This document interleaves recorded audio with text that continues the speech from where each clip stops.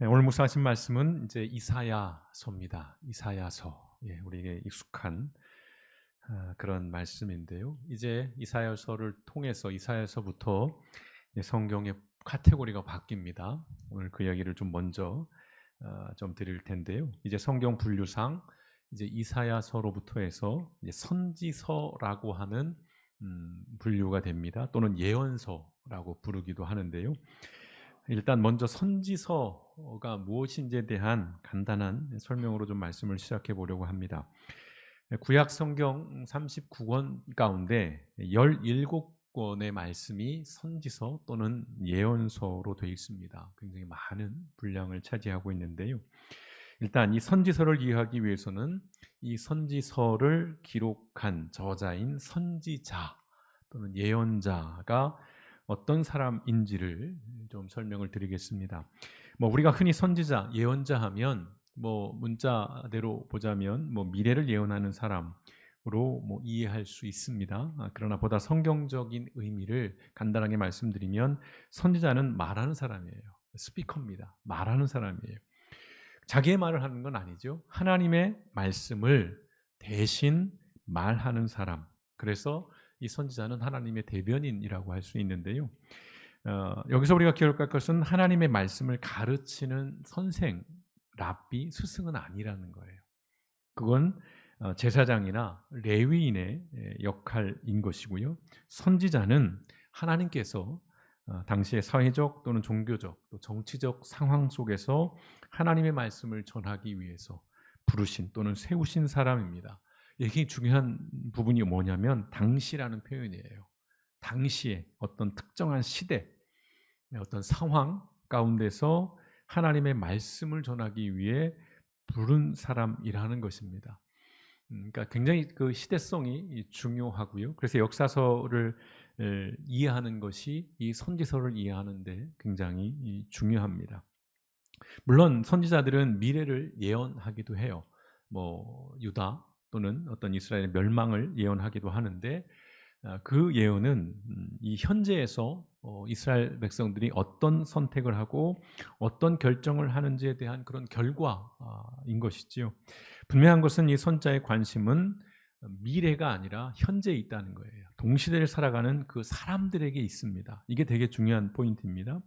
자, 17권의 선지서는 그 분량에 따라서 대선지서와 소선지서로 나눕니다. 특별한 의미가 있을 줄 알았어요. 처음에 신학교에서 배울 때.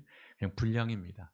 양이 많으면 대선지서고 양이 적으면 소선지서인데 대선지서는 5권입니다. 이사야, 예레미야, 에가. 에가는 좀 짧은데 예레미야와 연결되어 있는 말씀으로 이해를 해서 묶었습니다. 그리고 에스겔과 다니엘이 있고요. 자, 소선지서는 호세아, 요엘, 아모스, 오바댜, 요나, 미가, 나움, 하박국, 스바냐, 학개, 스가랴, 말라기입니다. 성경을 볼 때 도대체 이게 뭐야? 라고 생각이 드셨을 거예요. 이름도 그렇잖아요. 하박국, 학개 이런 식인데 사람의 이름이고요. 이게 성경의 제목입니다. 특별히 이 사람들은 선지자들입니다. 12권이 되어 있고요. 또한 선지자들이 활동했던 시기에 따라서 분류되기를 하는데요. 그래서 바벨론 포로 이전에 선지자는 북왕국 이스라엘에서 활동했던 아모스와 호세아와 요나가 있고요.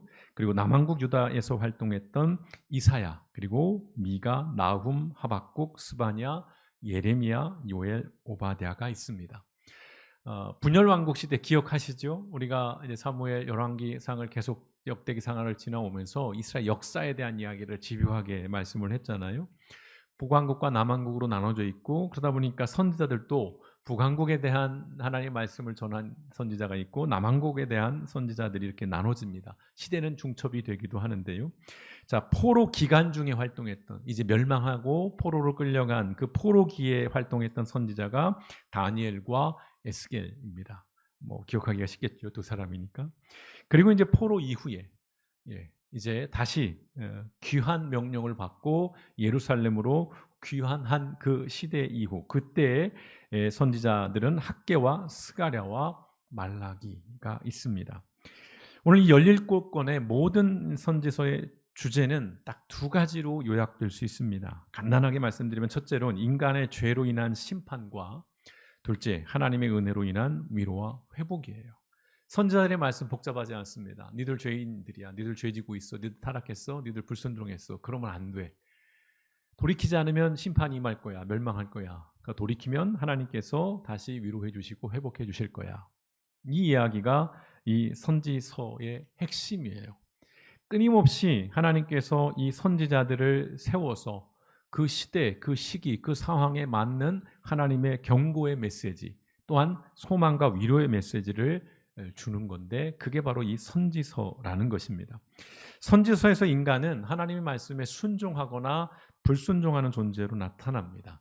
이러한 구도와 구조를 가장 명확하게 보여주는 말씀이 오늘 우리가 묵상한 이 이사야서입니다. 이사야 선자는 이사야서는 17권의 선지서 중에서 가장 대표적인 말씀이고요. 또 가장 상징적인 그런 말씀이라고 할 수 있습니다. 이사야서를 한 줄로 요약하자면 이렇습니다. 심판과 소망에 관한 말씀. 딱 나눠지죠. 그래서 성경 분류에 있어서 또 평가에 있어서 이사야서는 이 성경의 축소판이라고 그렇게 불립니다. 공교롭게도 성경 전체가 66권으로 되어 있습니다. 근데 이사야서가 총 66장으로 되어 있어요. 굉장히 긴 말씀이에요. 사실은 꽤 긴 말씀입니다. 그런데 1장에서부터 39장은 구약 성경 그 39권을 의미하는 것인데요. 그 39장까지의 내용은 뭐냐면 하나님의 공의, 하나님의 거룩하심, 하나님의 정의를 강조하는 그런 말씀으로 되어 있어요. 이스라엘 백성들이 지속적으로 하나님께 불순종하고 범죄한다면 하나님께서 주변 나라들, 북쪽으로는 아수르를 통해서, 남쪽으로는 바벨론을 통해서 심판하실 것이라고 하는 그러한 경고의 말씀을 담고 있어요. 그리고 40장에서부터 66장까지는 이제 신약 성경을 의미합니다. 27권으로 되어 있는 하나님의 긍휼, 하나님의 자비, 그 하나님의 은혜를 강조하면서 이제 장차 임할 메시아에 대한 기대와 이 땅에 임하게 될 하나님 나라에 대한 약속, 그리고 소망을 이야기합니다. 구약이 하나님 앞에서 어떻게 인간이 타락하고 어떻게 하나님으로부터 멀어져 갔는가, 실패하고 멸망하는 이야기라면, 신약은 예수님을 딱 가운데에 두고 그 하나님께서 그 무너지고 깨어진 하나님의 사람들과 하나님의 나라를 어떻게 회복해 가시는지에 대한 이야기를 담고 있는 거죠. 그래서 이사야서는 딱 나눠져요. 39장까지는 되게 암울합니다. 우울한 얘기들 뿐이에요. 근데 딱 40장이 되면 이제 논조가 바뀝니다. 전혀 분위기가 달라져요. 희망을 이야기하고 소망을 이야기합니다. 오늘 이사야 선자는 무려 40년간 활동을 합니다. 40년 꽤 긴 기간 동안에 남유다의 4명의 왕을 거쳐요. 우시야, 요담, 아하스, 히스기야. 나쁜 왕도 있고 또 좋은 왕도 있는데요. 이 4왕에 걸쳐서 하나님의 말씀을 선포했습니다. 이사야와 함께 동시대에 활동했던 선자는 미가, 호세아, 아모스가 있어요. 그래서 이들의 메시지도 큰 맥락에서는 다 거의 비슷합니다. 미가와 호세아와 아모스. 자, 이사야 선자가 활동하던 시기에 남유다는 어떤 상태였느냐? 우리가 아시는 것처럼 도덕적으로 부패했고요, 정치적으로 타락했고, 종교적으로 우상 숭배에 빠져 있었습니다. 관용구처럼 말씀드리지만 실상은 더 심각한 거예요. 아주 그 사회가 곳곳이 모든 것이 다 무너지고 깨어지고 상한 것 투성이었다는 것이죠. 오늘 우리가 묵상한 말씀에 성한 곳이 하나도 없다. 머리도 터지고 여기저기 다 골맞다, 이런 말씀이 있었잖아요. 총체적이에요. 총체적인 그런 문제를 가지고 있었고, 더구나 이 시대에 국제적으로는 굉장히 혼란스러운 급변하던 시대였어요. 아수르 제국이 신흥 강국으로 등장을 하면서 주변의 작은 나라들을 위협하고 침략하는, 그래서 아주 혼란스러운 그런 시대였던 것이죠. 그런 상황임에도 불구하고 이스라엘은 하나님을 바라보지 않았어요. 그들의 태생이 하나님으로부터 됐고, 이스라엘이라고 하는 그 나라가 하나님으로부터 세워진 나라임에도 불구하고 하나님을 보지 않았다는 것입니다. 그리고 그 주변에서 일어나고 있는 국제적인 여러 가지 상황 속에서 이 세상을 분별하지도 못했다는 것입니다. 하나님께서 그래서 이사야 선지자를 통해서 이렇게 말씀을 하십니다. 오늘 것이 이사야 1장 2절에 4절까지의 말씀인데요. 하늘이여 들어라, 땅이여 귀를 기울여라. 선포하는 말씀입니다. 하나님께서 말씀하신다. 하나님께서 이사야를 통해서 하시는 말씀, 내가 기른 자식들이 나를 거역하였다. 아주 상징적인 단적인 말씀이죠. 소도 자기 주인을 알고 나귀도 자기 주인의 구유를 알건만은 이스라엘은 알지 못하였고 내 백성은 깨닫지 못하는구나. 뭐라고 말씀하십니까? 슬프다. 범죄한 나라요. 부패하고 악한 백성이에요. 너희가 여호와를 저버리고 이스라엘의 거룩하신 하나님을 배신하였다. 이스라엘의 상태에 대한 신랄한 비난과 함께 딱 그들의 행위에 대한 결론을 명확하게 내시는 것이지요. 하나님을 배신했다는 것입니다. 하나님의 은혜를 그들은 잊었어요. 자신의 욕망에 충실한 삶, 하나님이 아닌 자신의 욕망에 충실한 삶을 살아갔습니다. 여러분, 그런 사람과 그런 세상은 반드시 부패해요. 꼭 이 남유다만이 아니라 이스라엘만이 아니라 모든 공동체가, 모든 사회가, 모든 국가가 다 그런 것이지요. 부패하고 타락하는 것은 피할 수 없다라는 것입니다. 공공의 선이 무너지는 것이죠. 당연해요. 무시됩니다. 사회가 모든 것이 다 병들어 버리는 것입니다.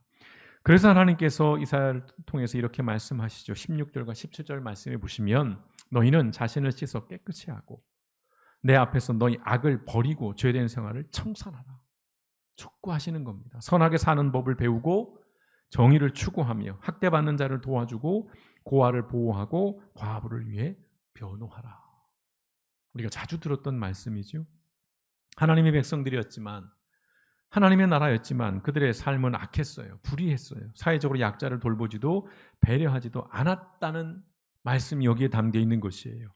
자, 선하게 사는 법을 배워라. 선하지 않다는 것이죠. 정의를 추구하라. 정의를 추구하지 않고 불의하다는 것입니다. 학대받는 자를 도와주고 학대받는 자를 도와주기는커녕 그들을 더 무시하고 학대한다는 것입니다. 고아와 과부를 보호하고 과부를 위해 변호하라. 그렇지 않다는 것이죠. 힘없고 약자인 자들을 더 함부로 대하고 더 그들의 것을 뺏으려 하는 그런 사회였다는 것입니다.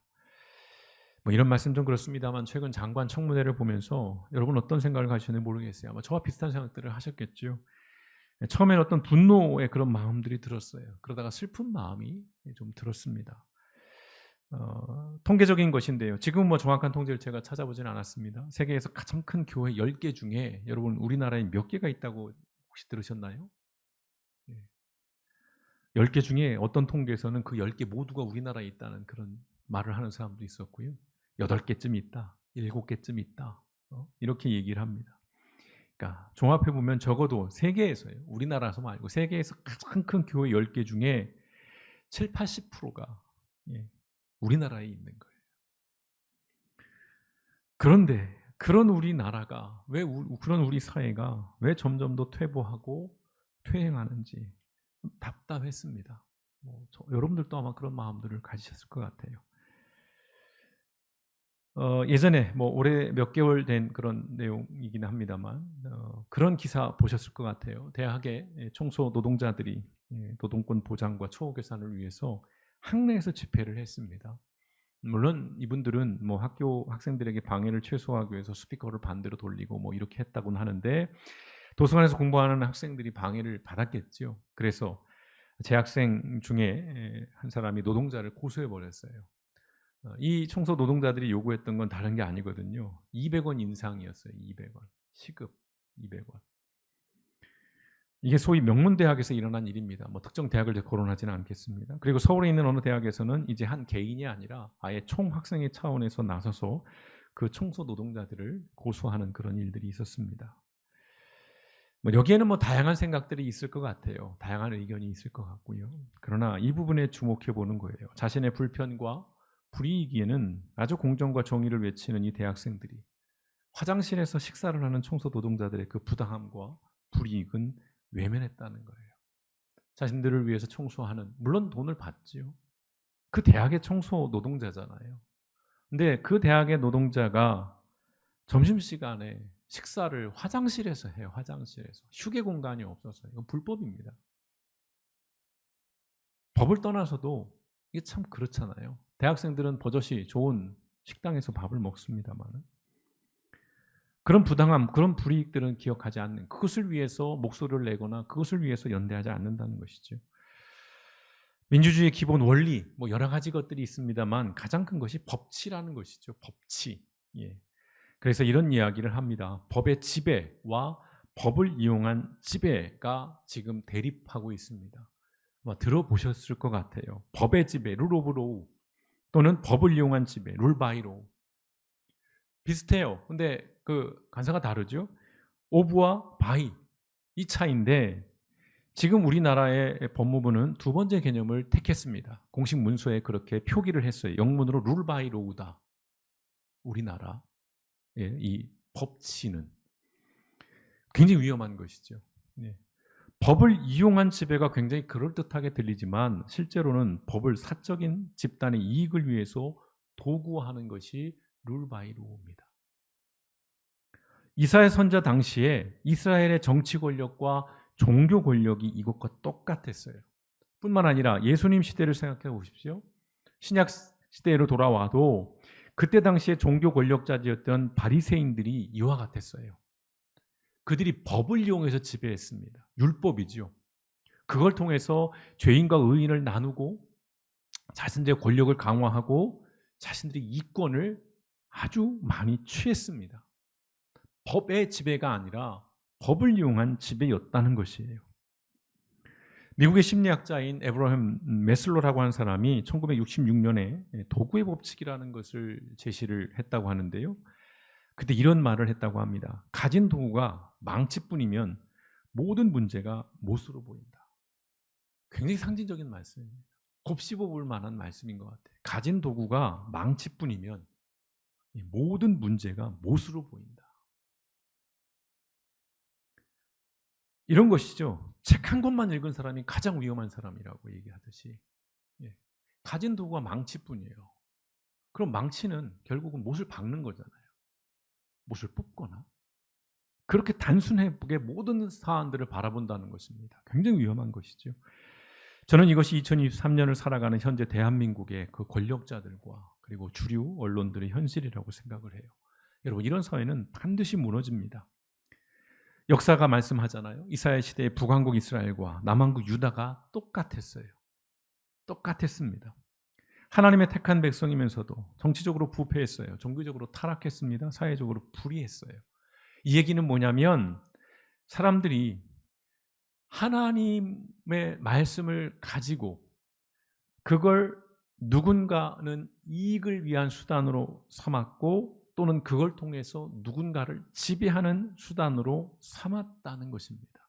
그런 의미가 담겨 있어요. 그냥 부패했구나, 타락했구나, 불의하구나 이런 수준이 아니라 그 결과가 뭡니까? 이스라엘은 그들보다도 더 타락하고 더 악한 아수르와 바벨론에 의해서 처절하게 유린되고 치욕을 당했어요.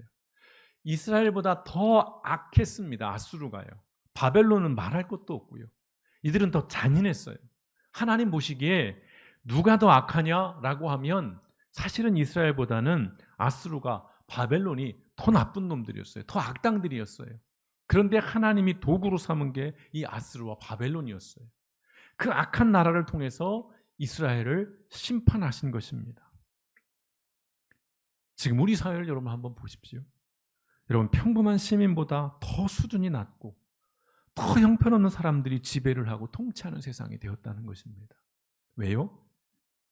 세상이 타락하고 부패하고 욕망에 찌들어 살면 이런 세상이 되고 만다는 것입니다. 자, 딱딱한 얘기. 민주주의가 무너지고 인권이 무시되고 국격이 허물어지는 현실을 우리는 지금 무기력하게 지켜보고 있어요. 이것은 상당 부분 100%는 아닙니다. 그렇게 말씀드리고 싶지는 않은데 교회가 이 선지자의 역할을 포기하고 현실과 타협한 결과라는 것입니다. 앞으로 선지자 말씀이 계속될 거예요. 열일권을 우리가 살펴볼 텐데 거기에 보면 그 다양한 선지자들이 그들이 얼마나 그 사회에서 어려움을 겪고 무시당하고 오히려 핍박을 받는지에 대한 얘기들이 나와요. 하나님의 말씀을 선포하면 그 말씀이 내 양심을 찌르고 그 말씀이 내 욕망을 자극하는 거예요. 수치를 자극하는 거죠. 그러니까 하나님의 말씀을 전하는 자들을 탄압해요. 핍박합니다. 인간은 그런 거예요. 옳은 얘기를 하고 바른 얘기를 하면 가지고 있는 힘을 이용해서 권력을 이용해서 심지어는 법을 이용해서 죽여버리는 거예요. 그게 이 선지서에 수없이 많이 등장합니다. 오늘날이라고 다를까요? 똑같은 것이에요. 하나님께 범죄함으로써 노예로 전락한 이스라엘에게 하나님께서는 그럼에도 위로와 소망의 말씀을 이 이사야 선지자를 통해서 주시는 거예요. 그게 이제 40장부터죠. 40장 9절에서 11절 말씀에 이렇게 되어 있습니다. 예루살렘아 높은 산에 올라가서 좋은 소식을 전하라. 이게 굿뉴스. 여기서 복음이라는 말이 나오는 거예요. 시온아 너는 두려워하지 말고 큰 소리로 유다 성들에게 너희 하나님이 오신다고 외쳐라. 미시아의 장차 이 말, 이 도래를 말씀하는 것입니다. 예언하는 거예요. 장차 주 여호와께서 강한 자로 오셔서 능력으로 다스릴 것이며 그게 예수 그리스도이십니다. 모든 사람에게 당연히 받을 상벌을 주실 것이다. 그는 목자처럼 자기 양떼를 보살피시며 어린 양들을 자기 팔로 모아 품에 안으시고 그 어미들을 부드러운 손길로 인도하실 것이다. 우리 목자 되신 예수님에 대한 그런 예언이 담고 있는 것이고 소망에 관한 이야기예요. 지금은 형편없이 무너졌고 형편없이 망가져 있지만 하나님께서 그 하나님의 나라를 다시금 세워주시고 회복시켜 주신다는 것입니다. 물론 조건은 있는 것이죠. 여전히 타락하고 여전히 부패한 그런 상황에서 그럼에도 죄를 묻지도 따지지도 않고 회복시켜 주겠다는 말씀은 아니에요. 돌이킨다면, 순종한다면. 자, 하나님께서 패망한 이스라엘을 다시 회복시키실 것을 약속하는 그런 말씀을 주셨어요. 그 다시 세워질 그 나라, 어떤 나라입니까? 예수님을 통해서 이 땅에 임한 하나님의 나라예요. 우리가 예배를 시작하며 주기도문으로 항상 시작하는 이유가 제가 여러 번 말씀을 드렸어요. 바로 이 대목입니다. 하나님의 나라가 이 땅에 임하는 거예요. 하늘에서 이루어진 그 하나님의 뜻이 이 땅에 임하는 거예요. 성육신에 대한 말씀을 그래서 여러 번 드리는 것입니다. 그 하나님의 나라가 이 땅에 임하는 것입니다. 죽어서 가는 저기 어디, 여기가 아닌 저기가 아니라 여기에서부터 그 하나님의 나라가 세워져야 한다는 것이죠. 그 하나님의 나라는 오늘 빗대어 말씀드린다면 하나님을 이용한 통치가 아니라는 겁니다. 오늘날 교회들이 하나님을 이용한 통치를 너무 많이 해요. 하나님의 이름을 팔아요. 하나님의 말씀을 빙자해서 실은 어떤 목회자나 또는 그 목회자와 함께하는 소수의 교회 안의 권력자들이 자신들의 이익을 챙기기 위해서 그 하나님의 말씀을 가지고 성도들을 협박하거나 교묘하게 이른바 가스라이팅을 하는 그런 일도 많은 것이죠. 혼미케 하는 것입니다. 하나님의 나라는 하나님을 이용한 그런 통치가 절대 아닙니다. 하나님의 통치예요. 하나님의 말씀으로. 하나님의 말씀 그대로로 만들어가는 그 나라, 우리가 만들어가야 할 나라가 그러한 나라이고요. 우리가 소망하고 우리가 포기하지 않아야 될 나라가 그러한 나라라는 것입니다. 여러분 너무 크지요? 너무 막 추상적이기도 하고 그럼 도대체 뭐 어디까지? 그래서 제가 이렇게 말씀을 드릴게요. 하나님의 통치가 지배하는 나라는 어떤 나라인가? 단적인 예로 이렇게 말씀을 드리겠습니다. 1930년대 여러분 미국 어떤 시대였죠? 대공황의 시대였습니다. 대공황이 굉장히 어려운 시절이었어요. 한때 정말 잘 나갔습니다. 1920년대 미국의 최전성기예요. 황금기였습니다. 모든 것들이 넘쳐나는 시대였습니다. 그래서 온갖 쾌락들이 정말 아무렇지도 않게 넘쳐나는 그 시대였는데 딱 30년대 미국이 곤두박질 쳐버리죠. 망해버립니다. 그야말로 대공황의 시대에 그 뉴욕시의 치안 판사이자 공화당 정치인, 오늘 말하면 보수주의자예요. 공화당 정치인입니다. 누구였냐면 피오렐로 라과디아라고 하는 사람입니다. 이 사람이 판사로 있었어요. 근데 어떤 사건을 재판을 했냐면 배가 고파서 빵을 훔친 어느 노인에게 10달러의 벌금형을 선고됩니다. 1930년대 10달러입니다. 오늘의 10달러보다는 훨씬 더 큰 액수겠죠. 자, 선고를 해요. 그런데 이렇게 말을 합니다. 화면에 나와 있죠. 자, 배고픈 사람이 거리를 헤매고 있는데 나는 그동안 너무 좋은 음식을 배불리 먹었습니다.